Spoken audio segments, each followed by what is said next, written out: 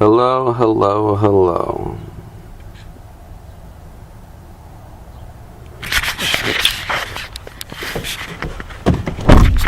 Just leaving class, about to go home. About to eat some dinner.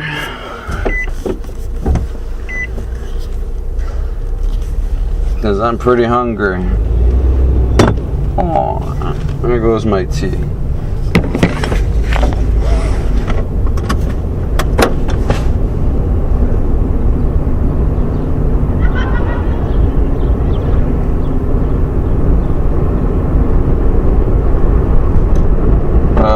Yeah.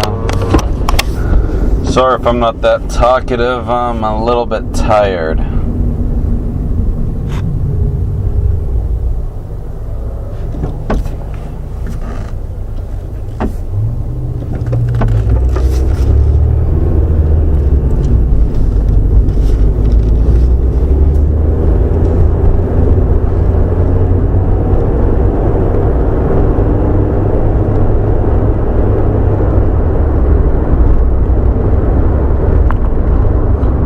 Bunch of army trucks just passed me up.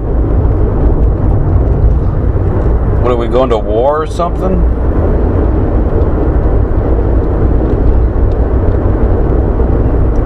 So I was juggling with my friend earlier today at after class at my school. We're juggling on the sidewalk by these apartments by this school. When I say school, I'm talking about the college campus. There's some apartments across where different people live, and we were juggling on the sidewalk, and these two kids were watching us. These kids were probably like 7 years old, elementary schoolers, and they're rather annoying. First off, a lot of kids do this. They stand very, very, very close to me when I juggle. Like they're trying to get a front row seat or something, but they're super close to the point where if I'm not super careful, I'm gonna hit them, which is usually what I feel like doing anyway. So they're just asking for it. So I tell these kids, "Hey, can you back up 2 feet? Give me some space. I need to juggle." I said it politely, you know.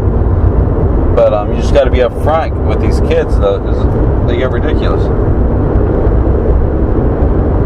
But so yeah, and then it doesn't stop there.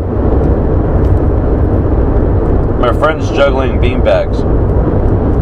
The kids start asking for the beanbags if they can keep them, and they start begging for the beanbags. We're like, no, these are expensive. These are juggling equipment. You don't see us asking for anything from you. Kids were getting a little annoying. Then my friend's got to go to class, and I'm about to head home, which I am right now. So we start walking towards the campus, kind of near where our car's parked, across the street from the school apartment. I mean, and these kids start following us all the way to our car. And we're like, "No, we got to go. You don't understand." And they're like, "Yeah, we know. We got to go too." And they start following us to the car. Now, I could have opened the door to my car, and they probably would have jumped in there.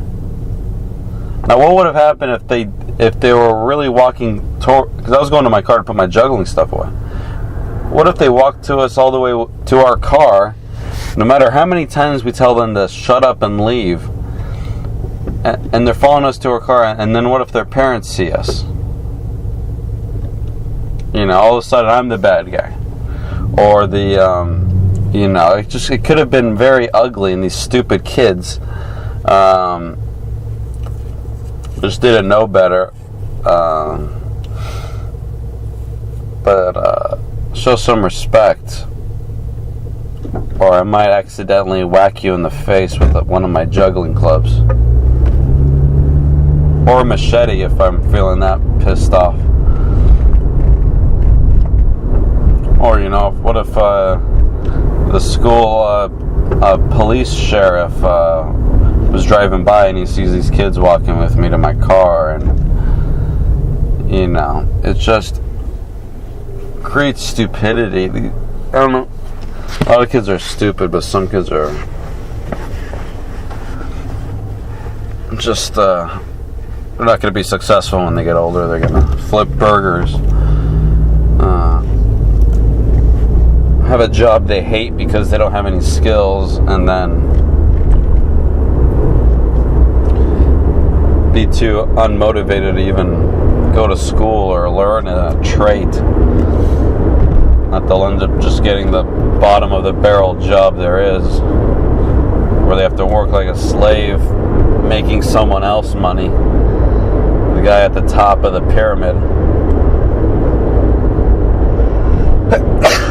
And kids like that are in that category. But hopefully he goes and learns how to juggle and turns that around.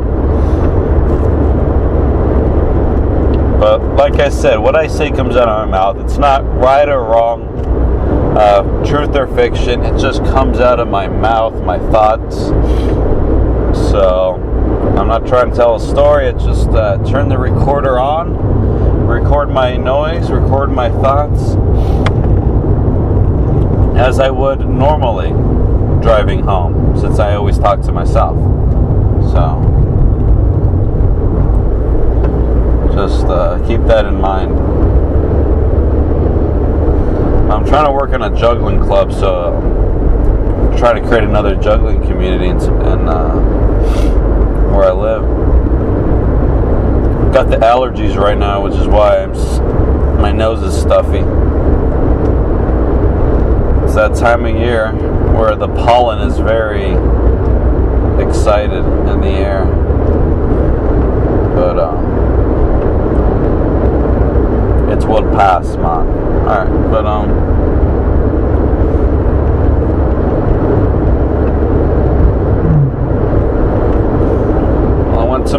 I went to two classes today, and they went pretty well. On top of that, in doing homework, I also managed to have a juggling session after one of my classes. And earlier, before that class, I managed not only to finish my work, but to film the DailyJuggle and post that on the internet. And on top of that, film a couple different recordings. My goal is, I would like to, I was watching the movie, I don't know if you guys seen it, Scream 4, but one of the characters has this camera on attached to his hat or something, and this little camera, it's always recording, non-stop. So up until he sleeps, till he wakes up, it's recording live on the internet. And that sounds like a great idea. That'd be really cool. I just think it's important for, we as a human species, you can always find evidence of people when you study the land. You'll find evidence that people live there, and pictures and paintings on the wall, and you learn about history. And I believe that,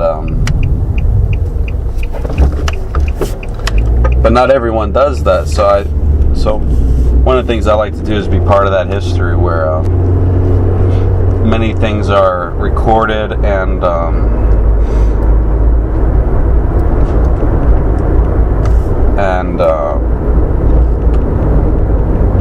shared, I guess you could say,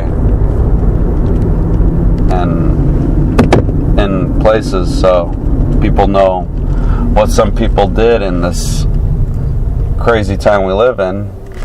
And some people juggled and made videos of them juggling and did weird juggling projects and stuff like that. And I want people in the future to see that. So that's why I like to document many things so people can see this in the future. or hear it. Maybe put it in a time capsule. But yeah, right now we're in 2011, and my generation got to experience a wave of technology, as well as the beginning of a new millennium. So that's pretty cool, and we just finished the first 10 years of that millennium.